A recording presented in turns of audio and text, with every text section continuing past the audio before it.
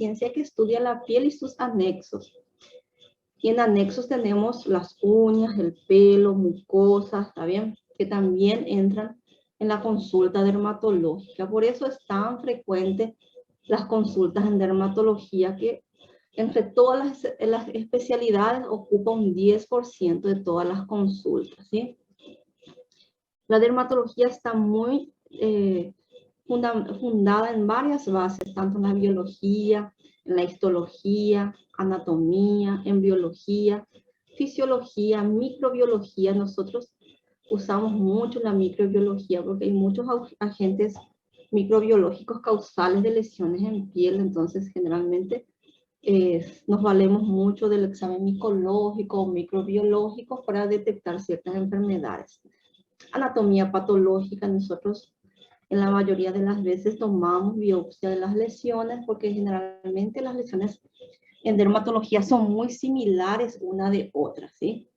Inmunología, también un gran porcentaje de lesiones dermatológicas son inmunológicas, ¿sí? El vitiligo inmunológico, la psoriasis tiene base inmunológica y genética también, ¿sí? También está relacionada con otras áreas de la medicina, ¿no? Como yo siempre explico, acá en Paraguay al menos, nosotros para hacer dermatología tenemos que hacer una troncal. ¿Cuáles son las troncales en medicina? Medicina interna, también pediatría, cirugía y ginecología son las tres grandes bases de la medicina. De ahí vienen después las subespecialidades, ¿no? Y para hacer dermatología uno tiene que o hacer medicina interna o hacer pediatría, siempre nos exigen, ¿sí? Y después, yo creo que en el Brasil por lo menos se hace un año de medicina interna antes de hacer dermatología, porque siempre es bueno conocer primero todo lo que es la base para poder saber después las subespecialidades. También hay muchas patologías oftalmológicas o patologías dermatológicas que influyen en el ojo, ¿verdad? En la parte oftalmológica. Urología nosotros damos, en nuestra especialidad es dermatología y venerología, ¿sí? Muchas lesiones, la parte genital, que tanto la parte, ya sea de vía transmisión sexual o otro tipo de patologías que también vemos. Nosotros también revisamos la parte de mucosa genital. Alergia, sí, porque sí, hay muchas, la dermatitis atópica, un tipo de alergia, la dermatitis de contacto, un tipo de alergia, las urticarias. Entonces, muchos tipos de alergias que se manifiestan en piel. Psiquiatría, sabemos que hay muchas dermatosis que son puramente psiquiátricas, ¿sí? Hay que conocer bien también, y el 80% sabemos de las enfermedades, luego y todo, tienen su base psiquiátrica, ¿no? Cirugía, nosotros realizamos cirugías también, cirugías dermatológicas, la parte clínica mucho, viendo la parte de extracción de lunares, extracción de tumores en piel, pediatría que también es sí o sí una troncal para hacer también dermatología, está muy relacionada tanto la pediatría como la geriatría, y la estomatología, que nosotros también vemos la mucosa oral. La dermatología es muy amplia y tiene diversas subespecialidades otra vez dentro de la dermatología. La piel, todos saben que es el órgano más grande de la economía del cuerpo humano y representa un 15 a 20% de toda la superficie corporal. Aproximadamente 1,8 metros cuadrados, ¿sí? Y embriológicamente tiene un origen mixto del ectodermo y del mesodermo. Del ectodermo derivan la epidermis y los anexos, y del mesodermo nuestra dermis y la hipodermis. Cuenta con una rica vascularización e inervación, por eso es tan sensible la piel, ¿sí? Varía la piel, la estructura de la piel varía mucho según la edad, el sexo y la región anatómica, ¿no? Y su espesor va desde 1 milímetro a 5 milímetros de acuerdo al sitio anatómico. Y su color depende de varios factores. La coloración de la piel depende de varios factores, pero lo más importante es la melanina. Entonces, como dijimos, depende de varios factores, pero lo más importante es la melanina. La cantidad de melanocitos que tenemos es similar en todas las personas, ¿está bien? No porque tiene más melanocitos, es que tiene un color más oscuro. Los melanocitos son similares en todo, ¿sí? ¿Qué pasa? En la piel blanca hay menos, se reducen con mayor rapidez la melanina, que es el producto de lo que producen los melanocitos. Se reduce más rápida, con más rapidez, entonces es difícilmente la piel se broncea. En la piel oscura hay melanosomas en todo el espesor de la epidermis y se reduce con menos rapidez la melanina, entonces tiene la piel un poco más oscura. Y nosotros dividimos la piel en dermatología en 6 fototipos según Fitzpatrick, ¿está bien?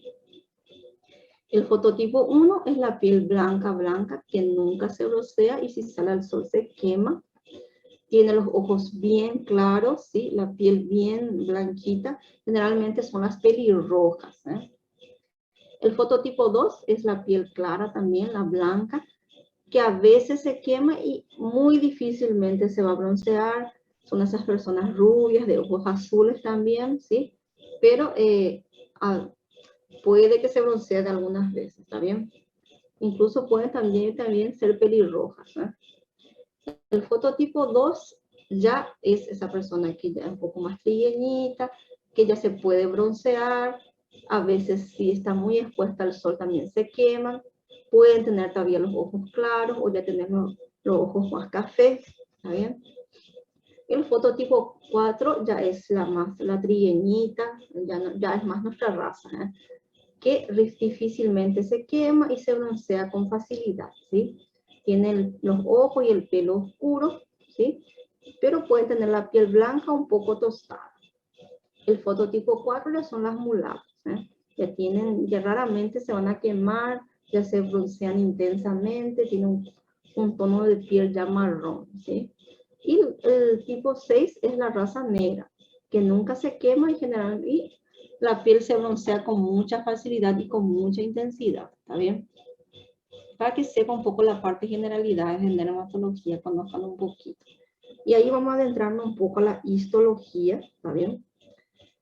Sabemos que la piel está constituida por 3 capas y esas capas son la epidermis, que es la más superficial, la dermis, la capa media y la hipodermis, que es la capa más profunda. La hipodermis es la capa donde encontramos la capa grasa, los adipocitos. La epidermis, como dijimos, es la capa más externa de la piel y nosotros vamos a dividir otra vez la epidermis en varias capas otra vez, en 4 capas. La epidermis es avascular, no tiene vasculatura, ¿está bien? Es un epitelio plano, estratificado y queratinizado, ¿está bien? Y acá existen varias células, entre ellos los queratinocitos, los melanocitos, las células de Langerhans y las células de Merkel. Ya vamos a estar hablando de cada capa y de cada célula, ¿está bien? Los queratinocitos son las células predominantes en la epidermis, abarcan un 80-90% y contienen queratina, ¿está bien? Por eso ya se le llaman los queratinocitos. Y consta de 4 capas de queratinocitos, ¿está bien? En la capa basal, que es la más profunda, la capa espinosa, la que le sigue, la capa granular, y la capa córnea, que es la más superficial, o extracto córneo.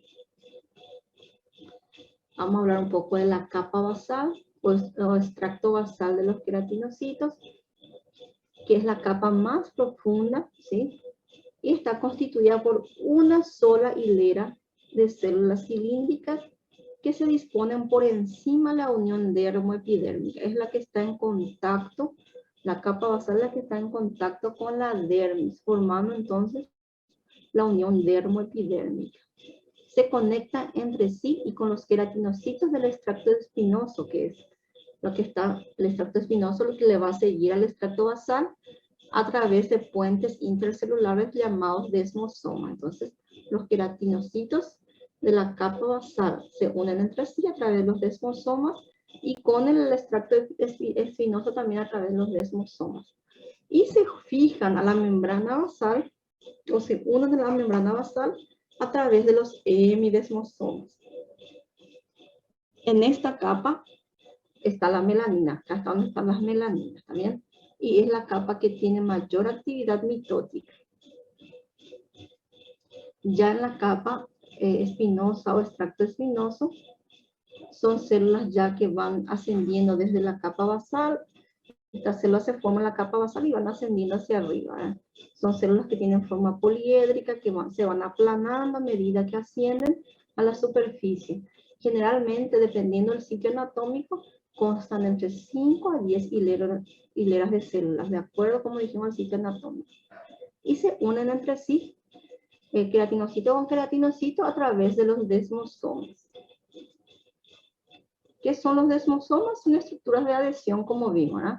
Es la que unen los queratinocitos con los queratinocitos. Y están compuestos por varias moléculas, también como las caderinas.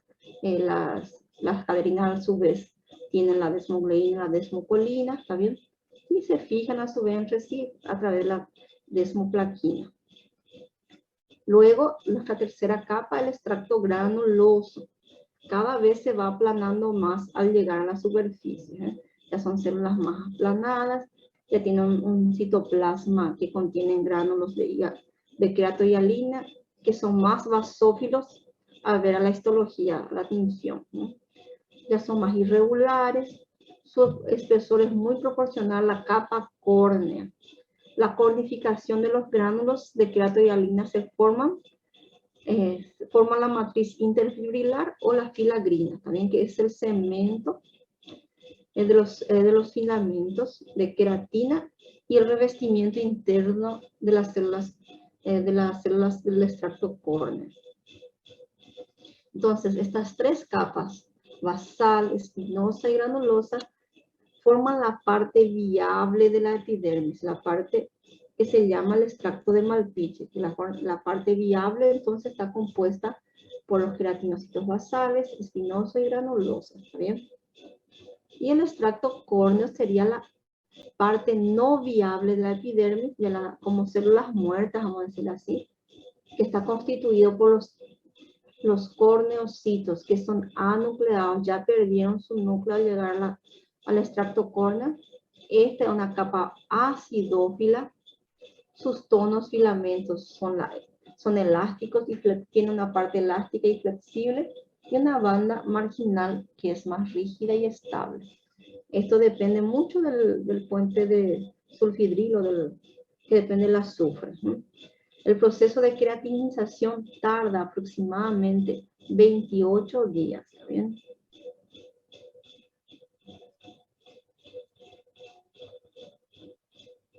¿Hasta acá hay alguna duda? ¿Podemos ir pasando? Ustedes me paran nomás si algo no entienden, ¿está bien? A veces hablo muy rápido. Bueno, entonces, los melanocitos, dijimos que la epidermis está formada por varias células, entre ellos los queratinocitos, que son la mayor parte de las células que tenemos, ¿sí? Pero también tenemos los melanocitos. Los melanocitos son los que producen la melanina, que van a darnos el color en nuestra piel, ¿está bien? Los melanocitos se originan en el neuroectodermis y hay un melanocito por cada 10 queratinocitos basales, ¿está bien? Dijimos que los melanocitos, la cantidad de melanocitos es igual entre las personas, no es por la cantidad de melanocitos que tenemos la piel más oscura o más clara, sino por la cantidad de melanina que esta va a producir, ¿está bien? Y hay uno por cada 30 a 40 queratinocitos es en unidades melánicas en la epidermis, ¿está bien? Migran a través de la dermis y se sitúan en la capa basal de la epidermis, los melanocitos, ¿está bien? Y la melanogénesis es la acción de oxidar esa melanina y transformarlos hasta que transformarla en dopaquinona, ¿está bien? Y estas son las que van a ir limitando el color de la piel, ¿sí? Le van a dar el color a nuestra piel. Las células, aparte de los melanocitos, tenemos también las células del Merkel, que son las células neuroendocrinas de la piel, que son estas células acá que vemos, las rojitas, ¿sí? Las de color rojo, aparecen generalmente a la octava a 12 semanas de gestación, ya aparecen las células de Merkel. Son queratinocitos modificados y se localizan en la capa basal de la epidermis también, ¿sí? También podemos encontrarlos en los labios, en la mucosa oral y en los folículos pilosos también. Son células entonces neuroendocrinas, ¿está bien? Y las células de Langerhans se sitúan en general, se originan de la médula ósea y aparecen entre la séptima semana de gestación y cumplen la función inmunológica, ¿está bien? Son estas células que están acá, las de color naranja, ¿está bien? Son las células de Langerhans. Bueno, hasta ahí llegamos con la epidermis. Entonces, la epidermis tenemos que saber que es avascular y consta de 4 capas, entonces, de queratinocitos. El basal, el espinoso, el granuloso y el córneo, ¿está bien? En la dermis ya está compuesto por tejido conjuntivo. Es la capa media, entonces, de la piel. Y en esta capa es donde encontramos los anexos, ¿sí? Las glándulas sudoríparas, los folículos pilosos, los vasos sanguíneos, los músculos lisos y también la parte de la inervación, ¿sí? Está separada de la dermis por la membrana basal, ¿sí? Y de la reticular por el plexo superficial, que es el plexo de vasos superficiales, ¿sí? La capa reticular de la dermis está separada de la hipodermis por el plexo vascular profundo. En la dermis encontramos también las fibras de colágeno, las fibras elásticas y la reticulina. Cuando se adelgaza la dermis, creo que empiezan nuestras arrugas también, ¿eh? Además tenemos los fibroblastos, los histocitos y los macrófagos. Todas estas fibras y estas células están en medio de una sustancia fundamental amorfa. Y la hipodermis es la última capa, la capa más profunda, que está formada por tejido graso, que están dispuestos en lóbulos que están limitados por tabiques. Y la función de la hipodermis es contra los traumatismos y variaciones de la temperatura. ¿Bien? Y los tabiques conectan a la dermis reticular con la fascia muscular, ¿está bien? Entonces arriba se conecta con la dermis y abajo con la fascia muscular. Y vamos a hablar un poco de los anexos. La mayoría de los anexos encontramos en la dermis. Así como el pelo, vamos a empezar un poco del pelo. Hay pelo en toda la piel, toda nuestra superficie cutánea está cubierta por pelos, excepto en las palmas y plantas de los pies, ¿está bien? ¿Cuál es la función del pelo? Es de protección y también de dispersión de los productos de las glándulas sudoríparas. Está constituido por un folículo piloso y un filamento piloso, o el pelo propiamente dicho. Nosotros vamos a dividir el pelo en 3 segmentos. El bulbo va desde la inserción del músculo erector hasta la papila dérmica. El istmo va desde la desembocadura de las glándulas sebáceas hasta la inserción del músculo erector del pelo. Y el infundíbulo, que es la parte más superficial, comprende la parte que va desde la superficie de la epidermis al punto donde desembocan las glándulas sebáceas. Entonces tenemos 3 segmentos: infundíbulo, istmo y bulbo. Tenemos 2 tipos de pelos también, ¿sí? En los pelos terminales y los pelos vellosos. Los terminales son más largos, gruesos y duros y constan de corteza y médula y son pigmentados. Tienen papila y bulbo que se localizan en la dermis profunda e hipodermis. Tienen un músculo erector del pelo y glándulas sebáceas. ¿Dónde se localizan nuestros pelos terminales? En cuero cabelludo, las cejas, pestañas, los pelos de la nariz, del conducto auditivo, los pelos de la región sexual, axilas, pubis, barba, tórax. Estos pelos de la región, la parte sexual, generalmente empieza como un tipo de pelo velloso y luego van, por acción de los andrógenos, se van formando como pelo terminal. El pelo velloso es más cortito, más fino, carece de médula, no tiene pigmento. El bulbo es más superficial y está localizado en dermis superior, no en dermis profunda como el pelo terminal. Muchos carecen de músculo erector y están en toda la superficie cutánea, salvo, como dijimos, en palmas y plantas de pies, y tampoco tenemos en mucosas ni en las falanges distales de los dedos.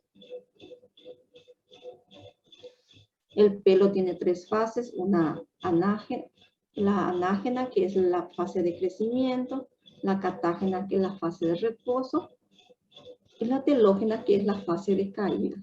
Es normal que caiga el pelo, por lo menos 100 pelos por día, eso es normal. No hay que preocuparse cuando hay esa caída. Pero a veces sí hay enfermedades que causan caída del pelo, y eso está muy influenciado tanto por factores ambientales, el estrés, por ejemplo, enfermedades sistémicas, diabetes, hipotiroidismo, hormonales, una paciente que tenga ovario poliquístico, como le dije también, hipertiroidismo, trastornos hormonales. También entre los anexos tenemos las glándulas sebáceas. Estas secretan sebo y se distribuyen por toda la superficie cutánea y están asociadas al folículo piloso. Tienen una secreción sebácea que está constituida por una secreción más grasosa que se excreta por el conducto pilosebáceo, es una secreción holocrina. ¿Bien? Y tenemos también entre nuestros anexos las glándulas sudoríparas. Estas están conformadas por un glomérulo secretor y un túbulo excretor, ¿está bien? Las glándulas sudoríparas se dividen en glándulas sudoríparas écrinas y glándulas sudoríparas apócrinas. Las écrinas se distribuyen en todo el cuerpo. Su lóbulo excretor se desemboca independientemente del folículo pilosebáceo. Por eso también hay en las palmas y plantas de los pies que también sudan. ¿Bien?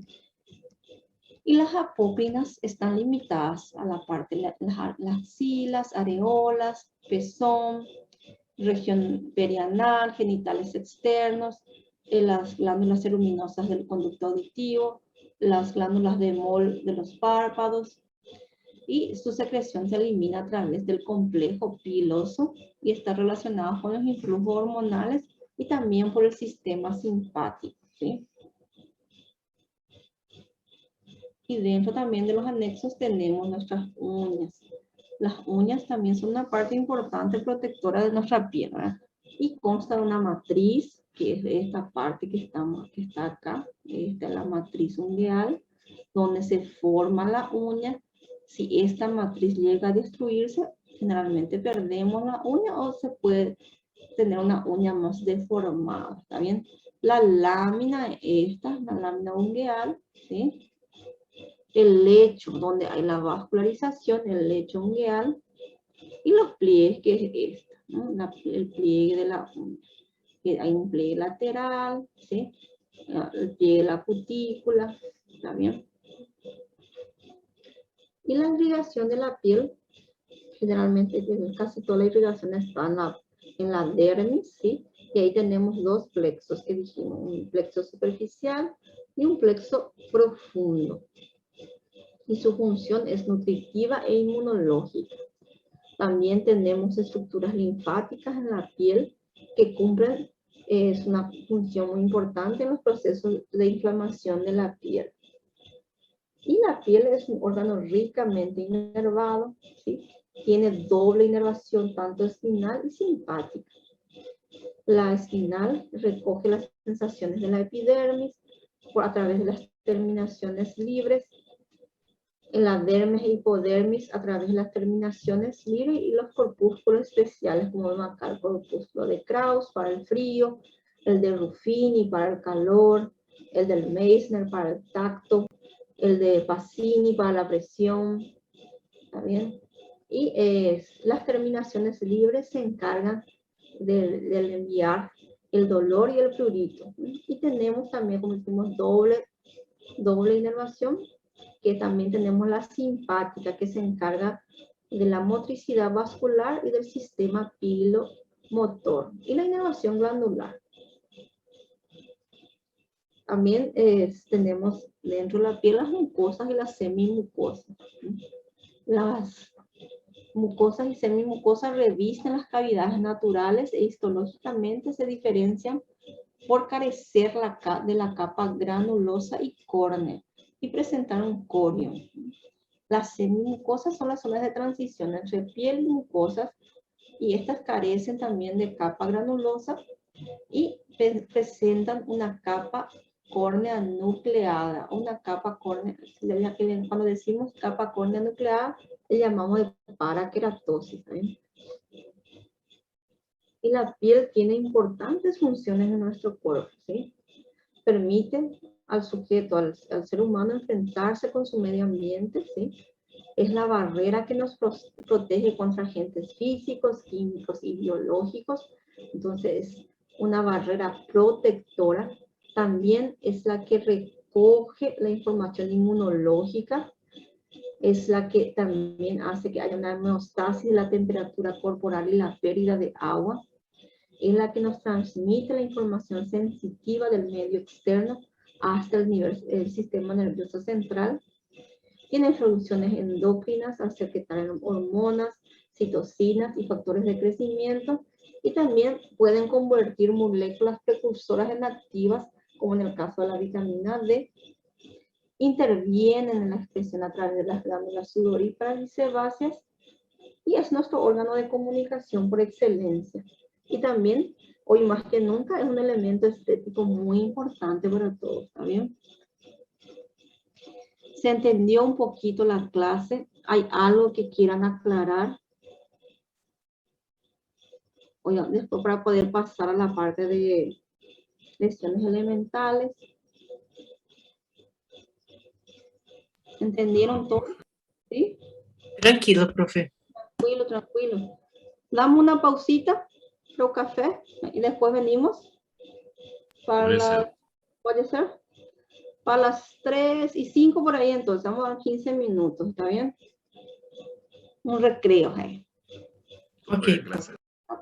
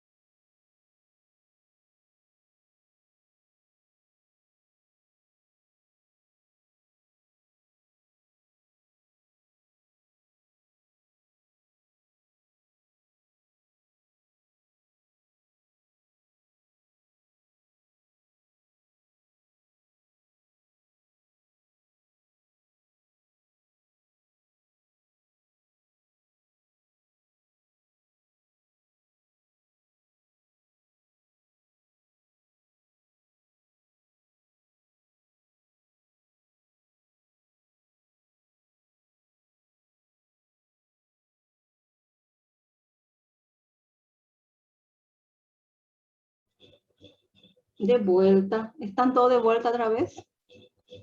¿Ya tomaron su café? Ya se despertaron un poco más. Porque la siesta estaba difícil, ¿verdad? Vamos a seguir un poquito con nuestras clases, ¿está bien? Vamos a entrar un poco ahora en lesiones elementales. La parte de semiología también de la piel.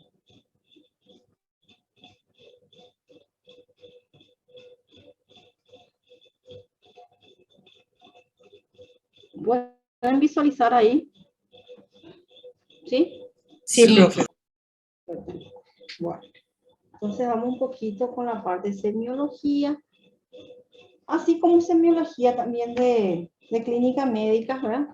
Hay que también hacer una ficha dermatológica, abrir también una historia clínica cuando tu paciente viene a tu consulta. Siempre hay que abrir. Entonces, poniendo su nombre, apellido, la edad, porque hay patologías más frecuentes en cada edad, ¿verdad? Procedencia, porque también como estamos, hay enfermedades tropicales o otras ciertas enfermedades que son más frecuentes en ciertas áreas también. El sexo, la ocupación, hay enfermedades ocupacionales. ¿Qué significa eso? Que hay enfermedades que prevalecen en ciertas ocupaciones como dermatitis de contacto y muchas otras enfermedades, sarcoidosis, la raza, el lugar de nacimiento, porque hay enfermedades que ya trae desde su lugar de nacimiento, ¿no?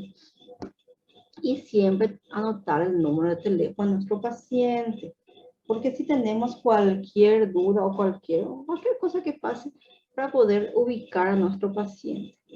Y en el motivo de consulta nosotros tenemos que colocar, tratar de ser así fiel a lo que dice nuestro paciente. Si nos dice, me pica el pie, bueno, viene porque le pica el pie, o le pica la cabeza. Poner exactamente cómo nos dice nuestro paciente, ser fiel a lo que te dice tu paciente. No tratar de colocar con nuestras palabras. Bueno, y los antecedentes de la enfermedad actual, siempre es bueno hablar un poquito del tiempo de evolución, de dónde empezó, cómo fue la característica inicial de la lesión, cómo fue evolucionando, si fue continua, si fue por episodios, si se empezó pequeñito y se fue extendiendo, si hubo algún factor agravante, ya sea físico, químico, emocional, si utilizó algún tratamiento ya antes de venir a la consulta, ya sea tópico o sistémicos, si tienes o no síntomas acompañantes, es decir, si es asintomático o presenta algún tipo de picazón, prurito, ardor, dolor, de alguna neuralgia, cualquier tipo de síntoma que acompañe, si aparte de eso tiene fiebre o escalofrío, algún tipo de síntoma que acompañe. Es importante también preguntar qué antecedentes patológicos tiene nuestro paciente, si es hipertenso, diabético, dislipidémico, hipotiroideo, si tiene algún problema hormonal, trastornos hormonales. Siempre hay que preguntar también, anotar si toma algún tipo de medicación, cuánto tiempo hace que toma esa medicación, si toma medicaciones ocasionales. Todo eso a nosotros nos importa mucho en dermatología. Y también saber los antecedentes patológicos familiares, tanto para las enfermedades que son genéticas, en las inmunológicas y también enfermedades que son contagiosas, ¿verdad? Así como la sarna, por ejemplo, que a veces sí, si el otro familiar, si mamá y papá tienen, generalmente ya está el diagnóstico pintado para nosotros, ¿está bien? Cuando empezamos el examen físico, la inspección, tendremos que tratar de hacer un lugar con buena iluminación, de preferencia lo que a la luz solar, que nuestro consultorio de preferencia tiene que tener una buena ventana donde entra la luz solar. Si no es posible, por lo menos que esté bien iluminado con buenos fluorescentes. El dermatólogo tiene que tener su lupa, su dermatoscopio. Un dermatoscopio es un aparatito que utilizamos para mirar a gran aumento, generalmente lesiones ya neoplásicas o cualquier tipo de lesión, incluso la sarna podemos diagnosticar con un dermatoscopio, ¿no? Que nos muestra a gran aumento las estructuras de la piel. Tenemos que revisar no solo la piel, también tenemos que mirar los anexos, el pelo, las uñas, las mucosas, buscar ganglios, también ver la parte de aparatos y sistemas. Tenemos que, cuando vemos la lesión elemental, describir bien la lesión elemental, su localización, su forma, los bordes, su disposición y su distribución. A la palpación, cuando vamos, tenemos que ver la consistencia de nuestra lesión, si tiene temperatura, si es móvil, si está adherido a panos profundos, si tiene o no sensibilidad, si tiene otro tipo de cálculos, si a la digitopresión desaparece o no, si al comprimir presenta edema, alteración de la espesura, si tiene componentes lineales. Y para eso existen diversos instrumentos que podemos usar, como las laminillas, que es eso que se usa en el laboratorio, como para hacer la vitropresión. La sensibilidad podemos buscar con frío, caliente, con objetos punzantes, algodón, para buscar la sensibilidad.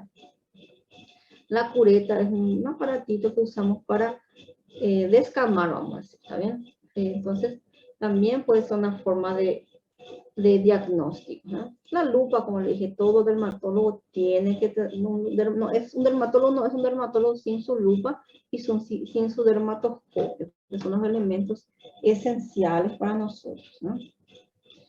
Y con esta clase lo que queremos es que ustedes aprendan a leer la piel, así como uno lee una radiografía o un electro, la piel también hay que aprender a leerla, ¿está bien?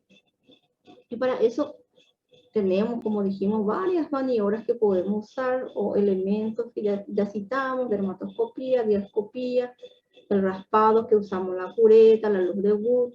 Nikolsky es un signo que usamos generalmente cuando hay lesiones ampollares, y las fotografías que nosotros sacamos. Ahora con los celulares es mucho más fácil. Antes sacamos fotos con las cámaras antiguas, ¿eh? Pero siempre es bueno tener imágenes de las lesiones para ver la evolución y comparar siempre.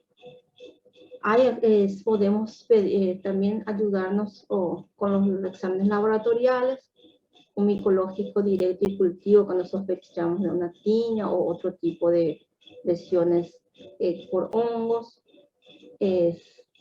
Usar también la coloración de Gram o campo oscuro o cultivo microbiológico cuando pensamos en bacterias, examen en fresco para ver la parte de parásitos, el test del parche más bien usamos para ver la parte de alergias, también la parte de alergia y hipersensibilidad tardía. El test de sangre usamos más bien para ver la parte de virales, donde podemos observar el virus al hacer un pequeño raspado de las vesículas. Eso podemos observar el virus en el microscopio. Tricograma para estudiar el pelo. Los estudios laboratoriales de sangre e imágenes también que nos ayudan a ciertas patologías sistémicas.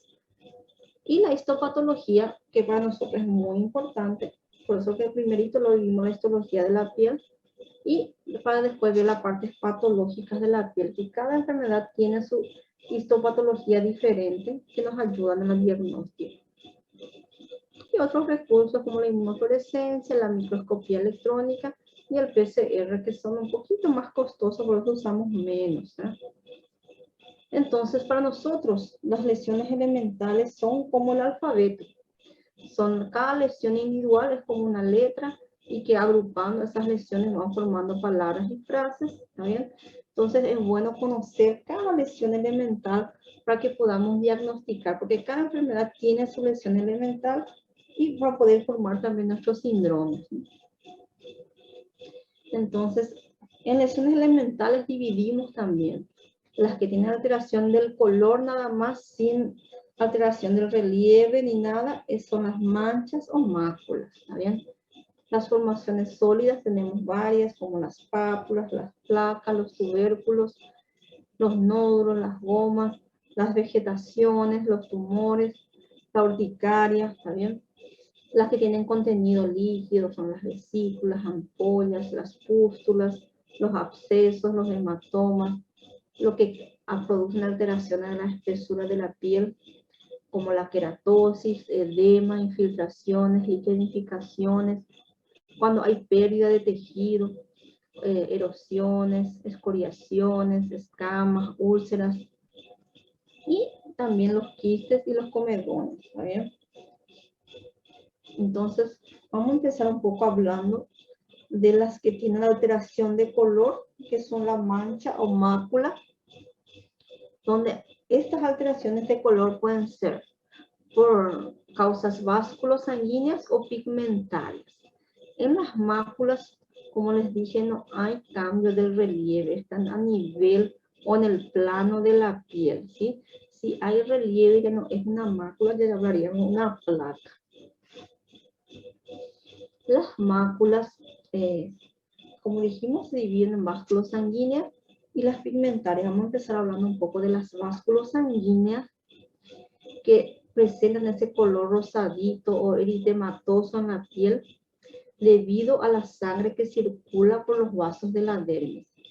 Y ahí también vamos a hablar un poquito de diversos tipos de lesiones vasculosanguíneas, de máculas vasculosanguíneas. Para empezar, vamos a hablar un poco del eritema.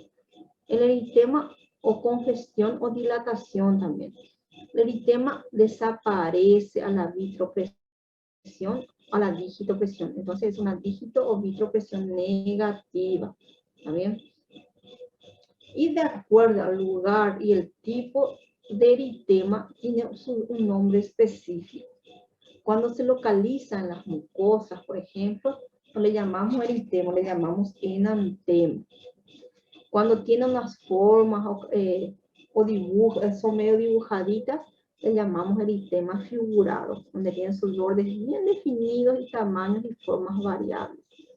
Cuando son eritema diseminado, le llamamos exantema. Y estas pueden ser morbilliformes o roseliformes. Cuando hablamos de morbilliformes y roseliformes, hay piel sana de por medio.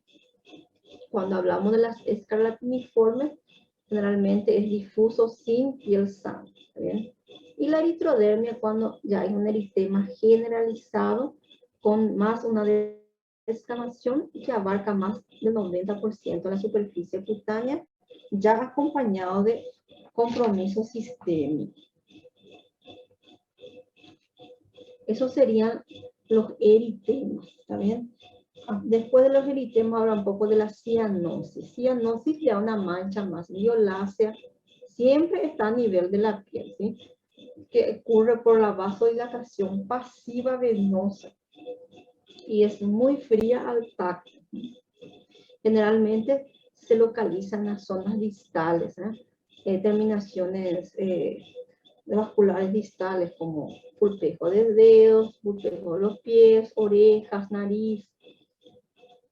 Y lívido es cuando vemos esa coloración violácea con la piel más pálida, azulada, fría, que ocurre por la isquemia. Y esto a veces tiene como un aspecto de red o malla, donde le llamamos lívidos reticulares. Y está muy asociada a enfermedades, las colagenopatías, ¿sí? Y las púrpuras ya son lesiones donde hay extravasación de glóbulos rojos, ¿eh? Ya no desaparece la vitropresión, ya son más permanentes y va presentando diferentes tipos de coloraciones de acuerdo a su evolución. Cuando son las púrpuras más pequeñitas, vamos a decir, ya son, le llamamos petequias, ¿eh? Cuando son como lesiones purpúricas por extravasación de glóbulos rojos, pero pequeñas. Cuando son más grandes, le llamamos equimosis, ¿eh? Cuando son grandes lesiones, grandes máculas, son las equimosis. Y cuando son de forma lineal, esas púrpuras, le llamamos vilices.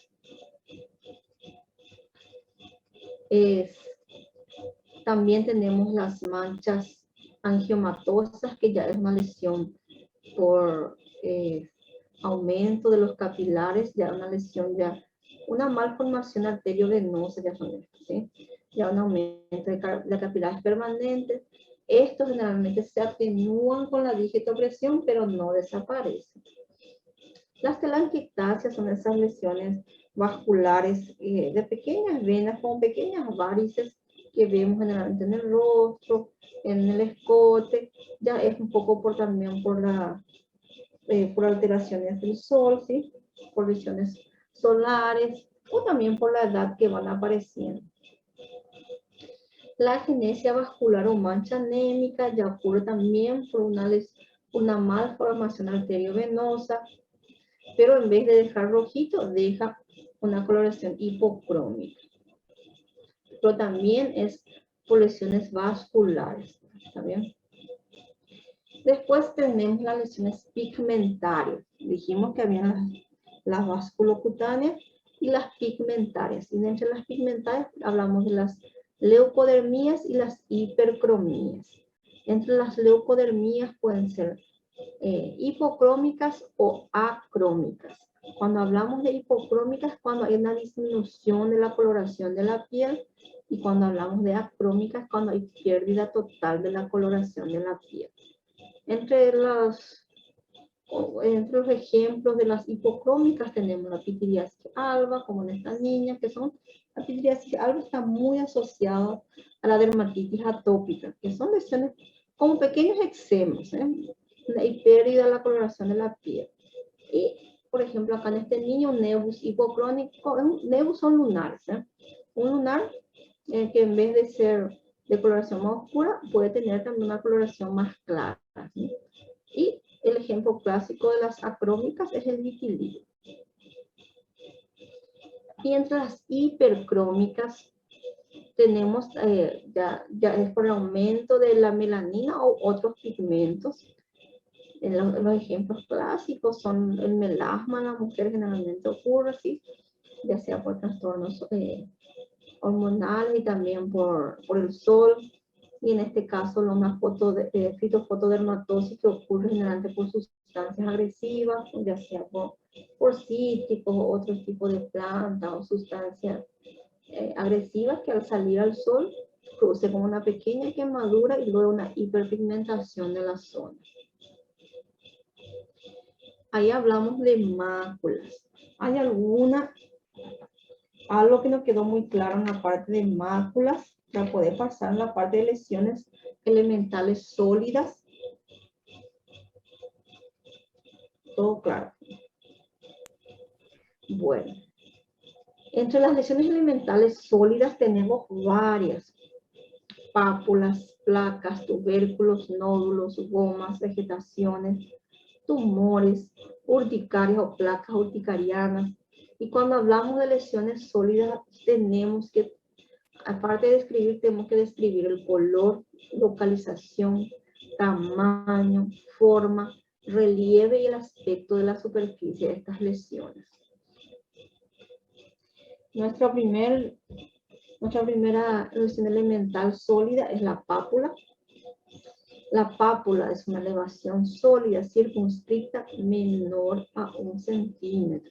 Cuando hay más de 1 centímetro ya no hablamos de pápula, ya hablamos de placas, ¿está bien? Para ser pápula tiene que ser menos de 1 centímetro y estas pueden ser epidérmicas, dérmicas o mixtas, ¿sí?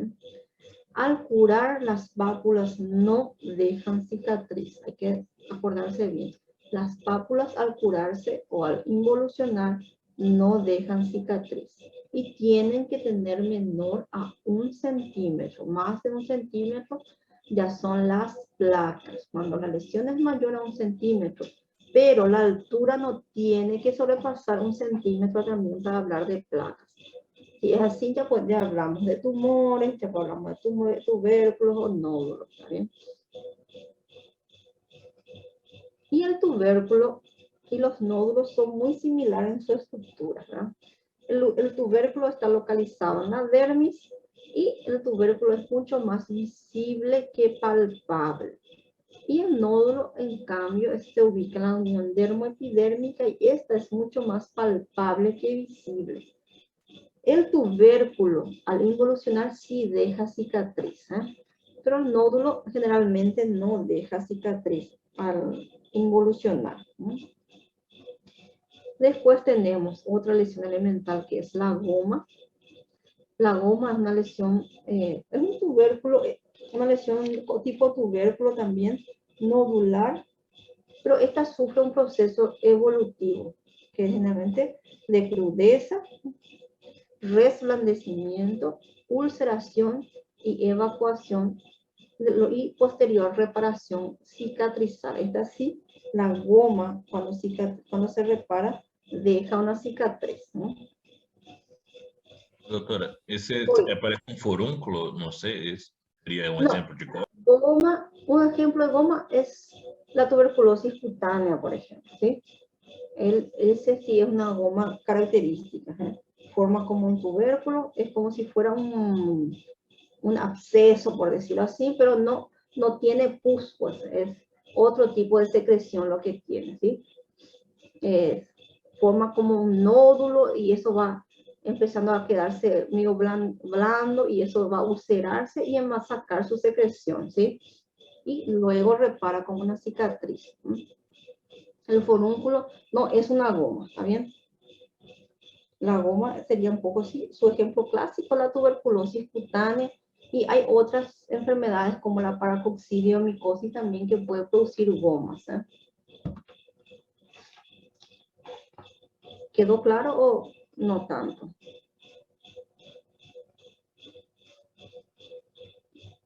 Bueno, después Sí, tenemos, ficou claro, ¿no? Mira, después tenemos las vegetaciones que son los famosos condilomas, forman vegetaciones, en este caso es la imagen de un condiloma, por ejemplo, ¿está bien? Que son elevaciones pequeñas, apretadas, blandas. Estas son medio friables, lisas y se agrupan formando unas vegetaciones propiamente dichas, ¿está bien? Que son muy friables al tacto.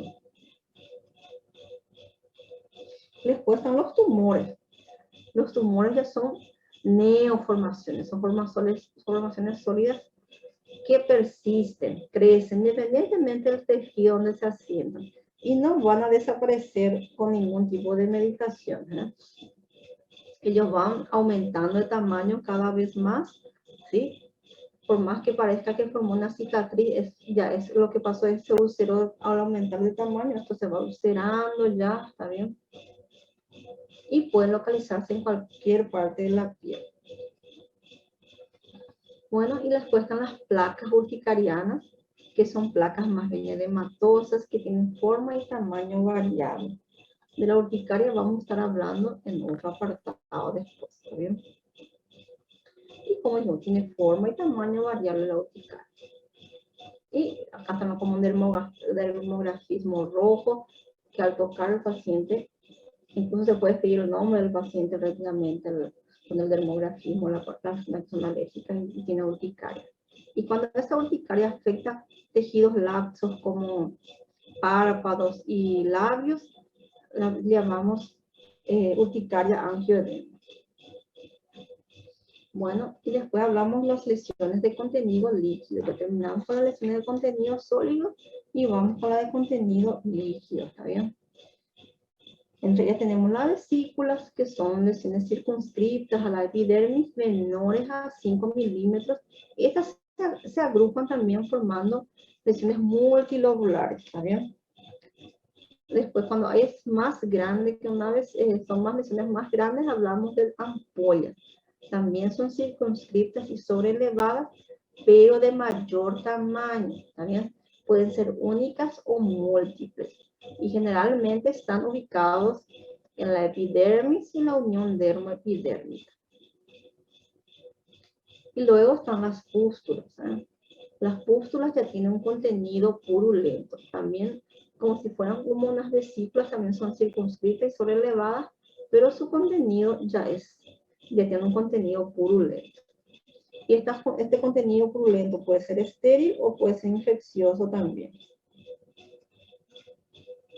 Cuando son los abscesos, ya son de mayor tamaño, ya están y más profundos, ¿no? Cuando hablamos del forúnculo que dijimos, también podemos como un absceso. Podríamos colocarle como un absceso, que ya son acumulación localizada de material purulento ya en la dermis o tejido celular subcutáneo y ya presenta signos inflamatorios, ¿está bien? Entonces, el forúnculo podríamos ubicarlo como un absceso. Hematoma ya es una colección ya de sangre, ya conocen, todos conocen el hematoma. Y esta colección ya puede estar circunscrita tanto en la dermis o tejido celular subcutáneo. Cuando hablamos de hematoma es cuando ya es un poco más profundo. Y cuando hay lesiones, alteraciones en la espesura de la piel, y ahí encontramos la queratosis, donde hay un engrosamiento de la piel, que lo torna más duro y inelástico porque aumenta la capa córnea. El edema, cuando hay aumento de la espesura por extravasación del plasma en la dermis y la hipodermis. Y cuando hay edema, hay el signo de la fobia positiva. ¿Bien? Esclerosis, cuando hay un aumento de la consistencia por alteración del colágeno y la piel puede tanto estar engrosada como adelgazada. Y la cicatriz, hablamos de cicatriz cuando hay una formación de tejido fibroso para reparar una pérdida de sustancia. Y acá vemos la queratosis, donde dijimos que es un engrosamiento de la piel y esto incluso se puede fisurar, como vemos acá, ¿sí? Que son las queratodermias palmoplantares, por ejemplo, en la queratosis. La esclerosis, en la esclerodermia, por ejemplo, hay una disminución de la capa de la dermis, que hace esta piel más brillante, es acartonada, más dura. Por eso en la esclerodermia a veces dificulta respirar porque se pierda esa elasticidad de la piel. El edema ya sabemos que puede causar, tiene varias causas, como las cardíacas, incluso las infecciosas. Hay varias causas de edema.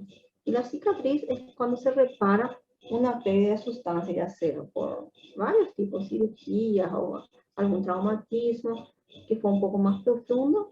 Al reparar deja cicatriz. ¿Bien? La liquenificación, generalmente esta palabra lo escuchamos mucho en dermatología, es cuando hay un espesamiento de la piel por acentuación del color de la piel. Y los surcos, dando ese aspecto cuadriculado en la piel, generalmente es secundario al rascado. Generalmente los pacientes atópicos que se rascan mucho pueden dejar la piel liquenificada, ¿sí? Y también por otros tipos de lesiones. Hay también los líquenes que dejan también esa liquenificación. Hay muchas enfermedades que pueden causar. Y la infiltración, hay cuando hay un incremento de los elementos celulares inflamatorios. Por ejemplo, hay una oreja infiltrada o cuando hay un proceso neoplásico también podemos ver infiltraciones. Atrofia, son generalmente las atrofias, son las estrías atróficas, donde hay disminución de la espesura de la piel.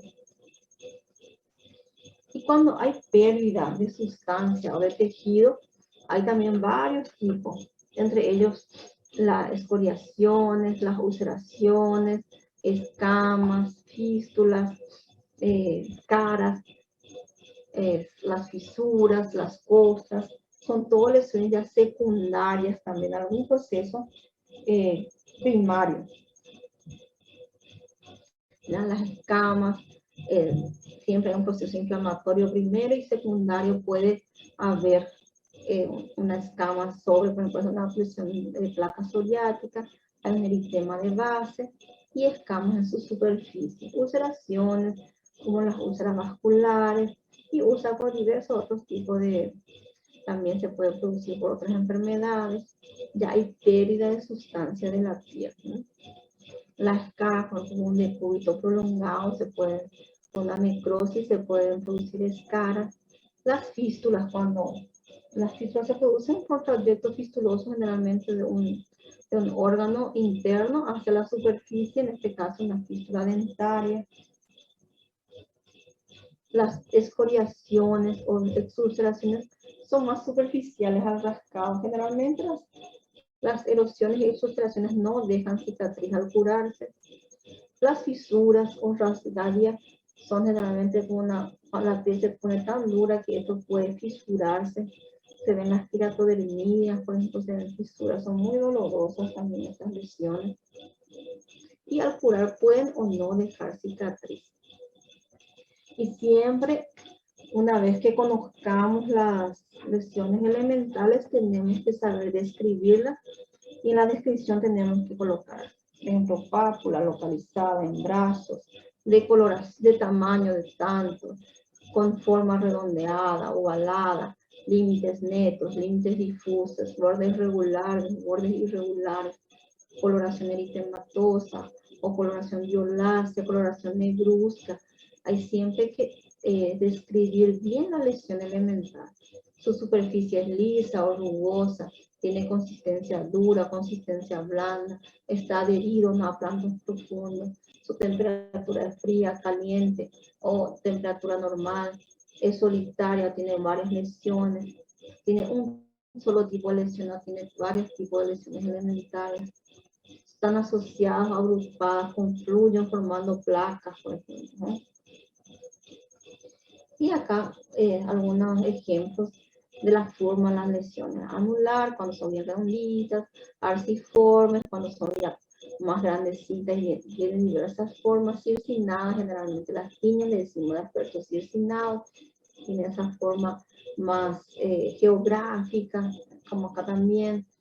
Son formas de llamar, nomás serpiginosas o esteriformes. Uno le puede colocar el nombre que le guste más, ¿eh? Pues siempre para que uno pueda cerrar los ojos e imaginarse la lesión, ¿no? Como dijimos, la estructura pueden ser sólidas, únicas, ¿no? Pueden ser difusas.